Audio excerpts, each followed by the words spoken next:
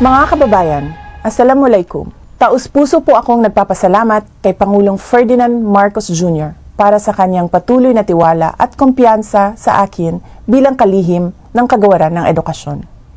Mahalaga ang kanyang pagkilala sa papel ng lahat ng bumubuo ng Department of Education sa pagsulong ng 8-point socio-economic agenda ng Marcos administration para sa isang bagong Pilipinas. Nagpapasalamat din ako kay Apo BBM sa kanyang paggalang sa aking mga paninindigan. Katulad na lang ng aking pagtutol sa pera kapalit ang pirma sa People's Initiative. Dahil insulto ito sa kahirapan ng ating mga mamamayan at paglabag sa kanilang karapatang magpasya ng malaya.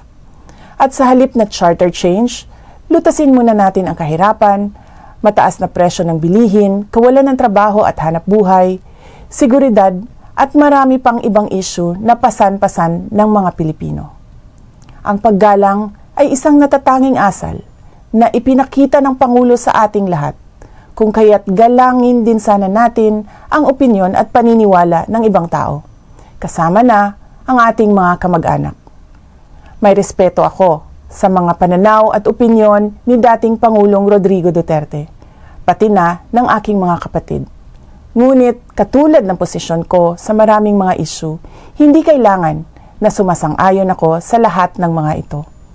Pinalaki ako ng aking mga magulang na may pagpapahalaga sa malayang pag-iisip at pagpapasya. Para sa akin, laging nangunguna ang katapatan ko sa paglilingkod sa bayan.